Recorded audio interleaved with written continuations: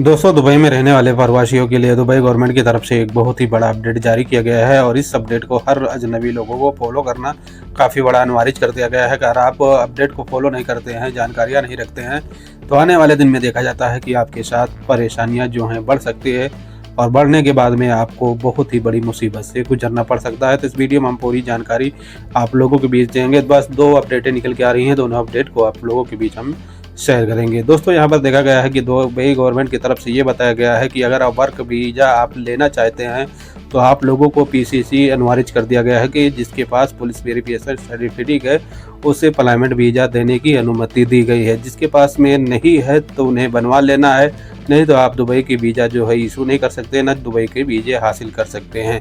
यहाँ पर बताया गया है कि दुबई गवर्नमेंट की तरफ से इसको लागू भी कर दिया गया है। और दूसरा इम्पोर्टेंट अपडेट है, जो लोग दुबई में रहते हैं उन लोगों के लिए हेल्थ इंश्योरेंस के लिए भी अनिवार्य कर दिया गया है कि काफ़ी लोग रहते हैं एक बार हेल्थ इंश्योरेंस बनवा लेते हैं और उसके बाद में उनका हेल्थ इंश्योरेंस जो रहता है वो एक्सपायर हो जाता है और एक्सपायर होने के बाद में वो लापरवाही करने लगते हैं। उसके बाद में जो है हेल्थ इंश्योरेंस दूसरी बार जिससे कि रेन्यू उसे नहीं करवाते हैं और इस दौरान पर आपके साथ में कोई दुर्घटना घट जाती है तो आप बहुत ही मुसीबत में फंस सकते हैं। तो अगर आप जब तक ही दुबई में रहते हैं तब तक के आप अपना हेल्थ इंश्योरेंस जो है उसे रिन्यूअल करा के एक्टिव भी रखना है, नहीं तो आने वाले दिन में देखा जाता है कि अगर आपकी परेशानियां आती हैं तो आपको हेल्थ इंश्योरेंस का ही सहारा लेना पड़ सकता है। तो इन बातों को ख्याल रखना है, क्योंकि इस समय पर दुबई में देखा गया है कि इसे मैंडेटरी कर दिया गया है कि हेल्थ इंश्योरेंस अगर आपका रहता है तभी आपका वीज़ा भी स्टेन होता है। कई ऐसे प्रकार की जो मुश्किलें रहती हैं हेल्थ इंश्योरेंस के ही सहारे से उसे किया जाता है, तो आप लोगों को ये करवा लेना काफ़ी ज़रूरी है।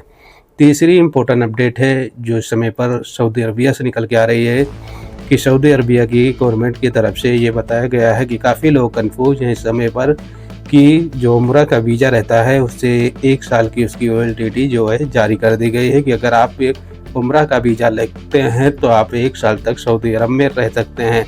यहाँ काफ़ी लोगों का क्वेश्चन और काफ़ी लोगों का सवाल है और काफ़ी लोग जो सऊदी अरब में रह रहे हैं तो उन लोगों को काफ़ी इसमें खुशखबरी के साथ साथ उनको बहुत ही अच्छी खबर लगी है कि हम लोग यहाँ पर रहते हैं, अपनी फैमिली को बुलाकर 1 साल तक आप सऊदी अरब में रह सकते हैं।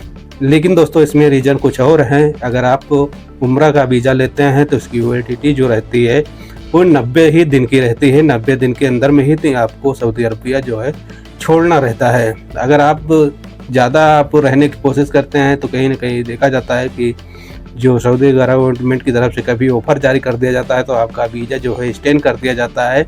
लेकिन यहाँ पर ऐसा बताया गया है कि अगर आपके पास उम्रा वीज़ा है और आप 1 साल के रहने के लिए सोच रहे हैं तो यहाँ पर कहा गया है कि जो आपका पैकेज रहता है वो पैकेज आपको प्रोवाइड कराया जाता है 3 महीने का। उस पैकेज में देखा जाता है कि अगर आप उम्रा करने के लिए सऊदी अरब आए हैं और 3 महीना रहे हैं और 3 महीने के बाद में फिर से अपने मुल्क चले गए हैं और फिर से आने के चाहते हैं तो वहाँ पर दोस्तों देखा जाता है कि आपको उम्रा का जो है वीज़ा नहीं लेना पड़ेगा और पैकेज जो है आपको लेना पड़ेगा। पैकेज में ये देखा जाता है कि जहाँ पर आपको रहने का रहता है वहाँ का स्थान का उसमें सब कुछ आपको डिटेल जो है भारतीय गवर्नमेंट को दिखाना है। उसके बाद में आपको इजाज़त जो है सऊदी अरबिया की मिलेगी। यहाँ पर बताया गया है कि ओनली आपका उम्रा जो का वीज़ा जो है उसकी छूट दी गई है और बताया गया है और सारे पैकेज जो हैं आपको लेना पड़ेगा। तो इन बातों को ख्याल रखना। अगर आप ऐसा सोच रहे हैं कि आप अपनी फैमिली को बुलाकर और सऊदी अरबिया में 1 साल रख सकते हैं, एक ही बार बुलाकर और 1 साल तक रखेंगे, तो ऐसे गलत फैमिली में ना रहें, नहीं तो आने वाले दिन में जो आपकी हैं मुश्किलें वो भी बढ़ सकती हैं और आपको कोई एजेंट और ऐसे दलाल मिल जाएंगे जो आपसे पैसे भी वसूल कर सकते हैं। तो इसी खबरों से आप लोगों को सावधान रहना है। नहीं जानकारी है तो किसी अपने यार दोस्त किसी ट्रैवल एजेंट से आप संपर्क कर और इसके बारे में जो डिटेल है उससे काफ़ी गंभीरता से और काफ़ी बारीकी से आपको जांच कर लेना है, तभी आपको ऐसे कदम उठाना है। चौथी इम्पोर्टेंट अपडेट है जो कुवैत से निकल के आ रही है कि कुवैत से इस समय पर कई ऐसी फ़्लाइटें हैं जो पूरी तरह से कैंसिल हुए।